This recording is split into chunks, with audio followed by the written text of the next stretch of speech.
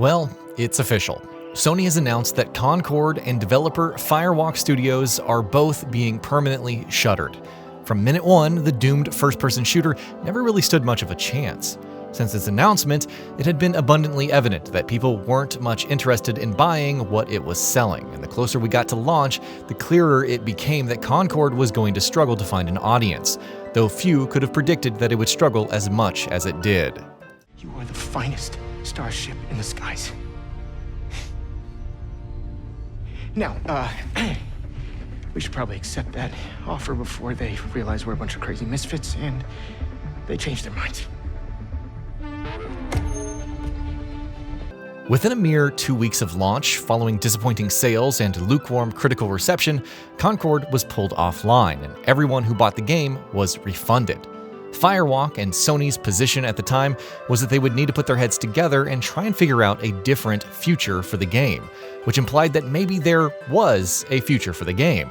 Many assumed that maybe it would return in the form of a free-to-play shooter, but really, the more you thought about it, the clearer it became that Concord was likely not going to get a second shot. Not after going down as one of the biggest and most high-profile first-party failures the games industry has ever seen. There's an enemy here! We're catching up!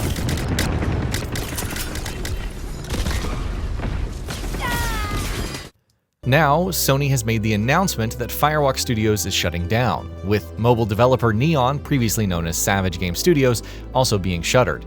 And it's an absolute shame for just so many reasons. First and foremost, it's a shame, of course, that multiple hundreds of people are losing their jobs, adding to the already several thousands of job cuts and layoffs the industry has seen over the last couple of years. It's also a shame to see a new IP bombing this hard. Gaming, like any creative medium, desperately needs a constant influx of new ideas, so to see a major new first-party IP failing in this fashion is just never great. You just know that a bunch of C-suite executives out there are going to decide, based on Concord's failure, that maybe it might not be worth the risk to make big bets on completely new properties, which is the opposite of the direction that we want to be headed in. Beyond that, however, Firewalk Studios' closure is also indicative of a much larger issue at PlayStation, yet another glaring example of the cavalcade of poor decisions the company has made these last few years. The PS5 generation as a whole has seen Sony at its most frustrating in multiple ways. Yes, we have obviously had a number of great first-party games over the course of this generation, from Horizon Forbidden West to Marvel's Spider-Man 2 and Astro Bot, among others. But though the company has continued to deliver quality games, that has unfortunately gone hand in hand with disastrous mismanagement in many other areas.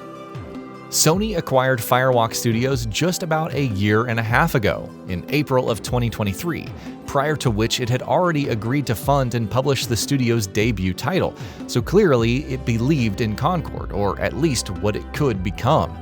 Where that confidence came from, however, is a real head-scratcher, because knowing what we know of Concord, we can say with equal confidence that, though it wasn't without its fair share of gameplay strengths overall, it clearly wasn't equipped for long-term success, or even short-term success, as it would turn out. No, it was a flawed $40 Overwatch clone in 2024, in a market that's already flooded with similar live service shooters.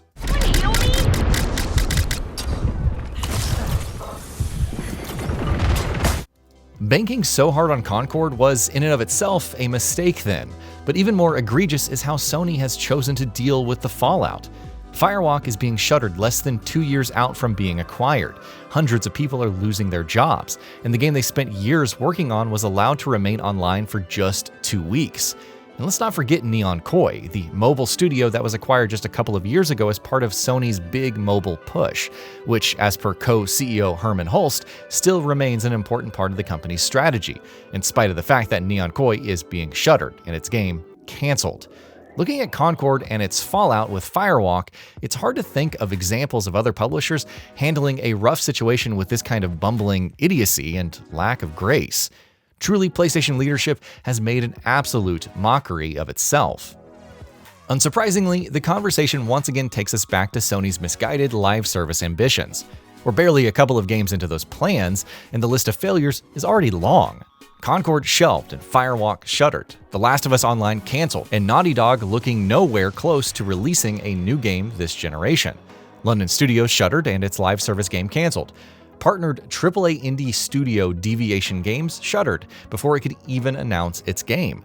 The only success Sony has seen in this area so far has been Helldivers 2, which is more of a surprise success than one that the company worked for and planned around. And even that Sony has somehow managed to fumble with its PSN requirements on PC, illustrating just how to snap defeat from the jaws of victory.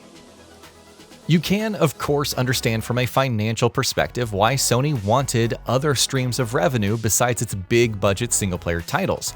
But Firewalk's closure and the disastrous decision-making surrounding Concord are perfectly emblematic of how terribly the company has executed on those plans.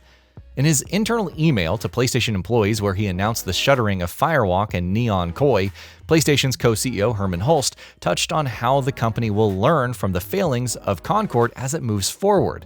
But it's hard to imagine this version of PlayStation having the capacity to learn from its mistakes. This version of PlayStation is so entrenched in its idiotic vision for the future that it feels like it's only ever going to make terrible decision after terrible decision. Like shuttering a studio that you should never have bought less than 2 years after buying it, like laying off 900 people earlier in the year, like spending over $300 million on Spider-Man 2, watching it enjoy widespread critical and commercial success, and then laying off a bunch of people at Insomniac anyway. Like investing multiple billions into Bungie, only to watch the studio's condition go from bad to worse in the blink of an eye. Like adopting a collective policy of squeezing as much money out of your audience as possible with increased prices for games, consoles, accessories, or subscription services.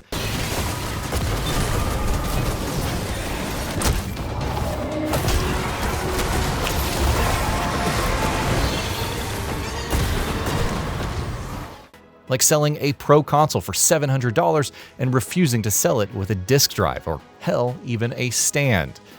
And honestly, that's just scratching the surface. This is the version of PlayStation we're stuck with, and the Concord debacle is yet another stark reminder of that. Obviously, you want to hope that Sony will indeed learn from these huge and costly mistakes, and boy have these mistakes been huge and costly. But they had to make a string of mind-numbingly weird decisions to find themselves in this position, leaving you to wonder whether they have the capacity to know what the right path forward even is. And that'll be about it for this one. If you guys like what we're doing at GamingBolt, please consider subscribing to our channel, and I'll see you guys on the next video.